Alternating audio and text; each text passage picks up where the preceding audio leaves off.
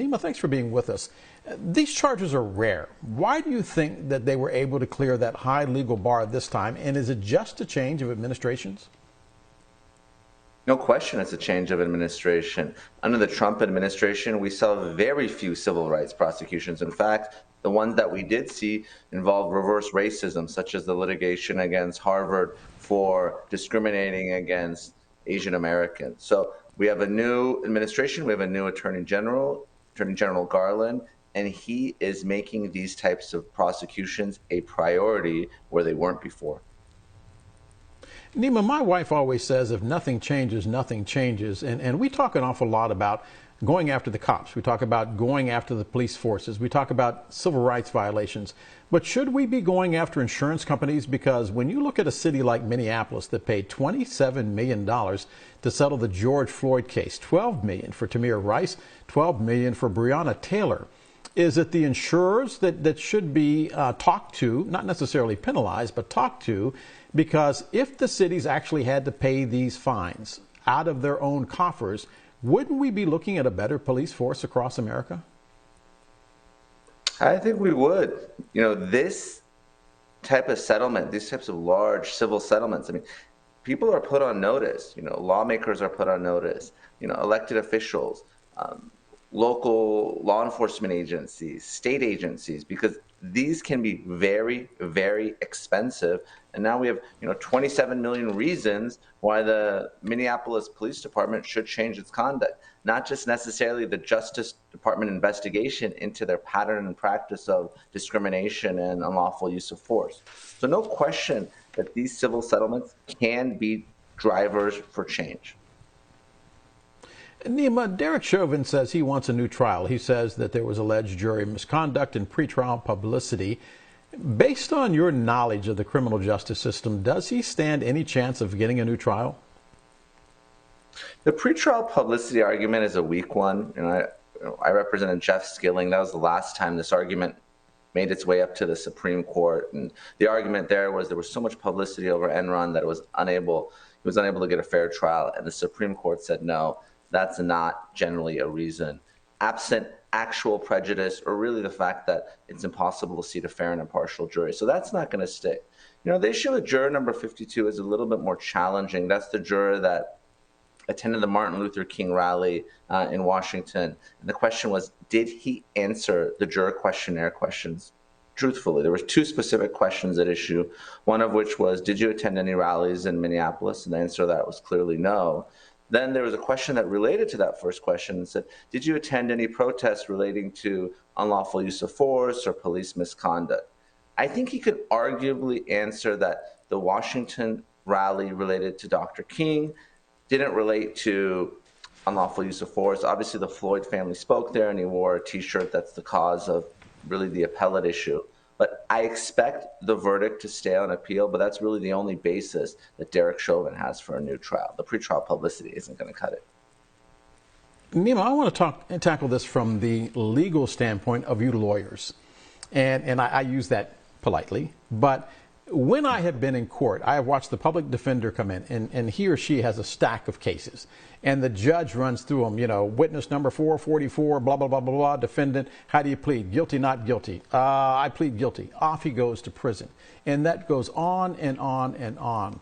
The court system, unlike what we see on LA Law and all of the different legal programs that we find so attractive, isn't like that. It's a cottage industry where a lot of smaller lawyers, much smaller than you, make their living by a system that just keeps cranking out people to put into a system where they are incarcerated, and that system makes money. We blame the police. Should we be looking at the courts as well?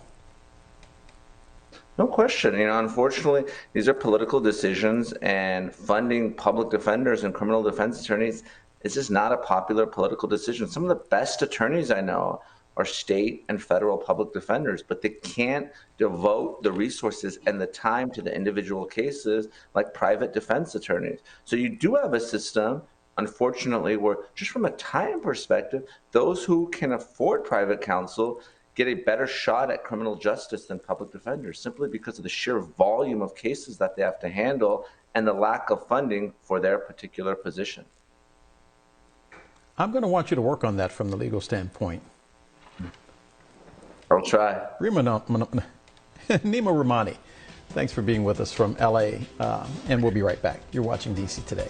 Curious, this issue of qualified immunity, Washington comes up with these buzzwords that it likes to talk about, but it doesn't necessarily address the problem. Will this address the problem if we do away with, or if we don't do away with qualified immunity? Will it make a difference in your opinion? Well, Dell, you're talking to a former prosecutor turned civil plaintiff's attorney. So qualified immunity is very important.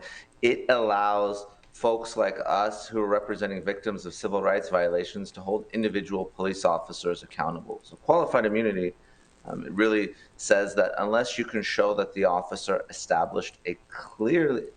violated a clearly established constitutional right, there's no legal liability for the individual officer. So it's an important issue, but I understand why Congressman Clyburn wants to move past it. It seems like it's dead in the water in the Senate, even though the House has already passed the George Floyd Justice and Policing Act. You know, we saw all of those protesters take to the streets after the death of George Floyd and the Black Lives Matter protest. Is this an instance where we have a system that does not represent us? I mean, if you look at the raw numbers, it could be in North Carolina, it can be in Minnesota, it can be in Paris, France. There are thousands of people who want change, and yet the people that are standing in the way of the change are people that wear blue uniforms or black robes.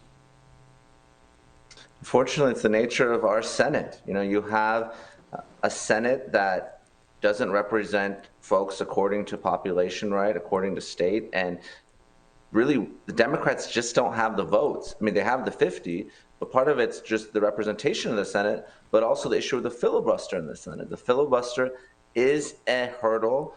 The Democrats just don't have the 60 votes. So unless they intend to get rid of the filibuster, they don't have what they need to reach that super majority, that magic number of 60 votes in the Senate. So this is a political issue, and it's something that needs to be addressed because these reforms are absolutely crucial for both law enforcement and for restoring the public's faith in law enforcement, especially people of color in this country.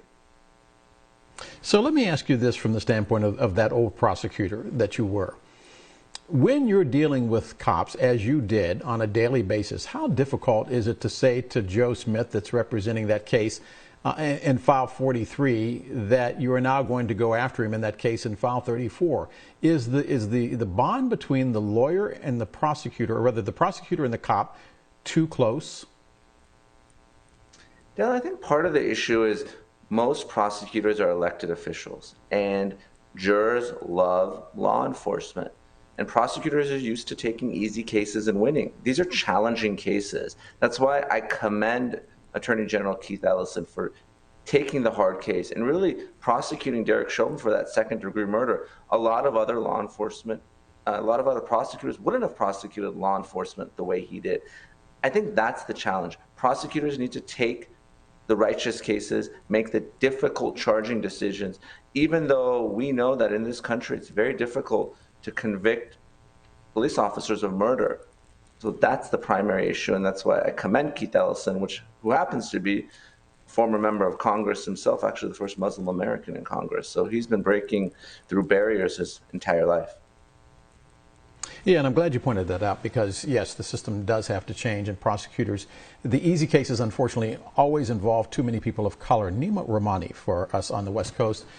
Neama, thank you very much for being with us. Thanks for having me. When we come back.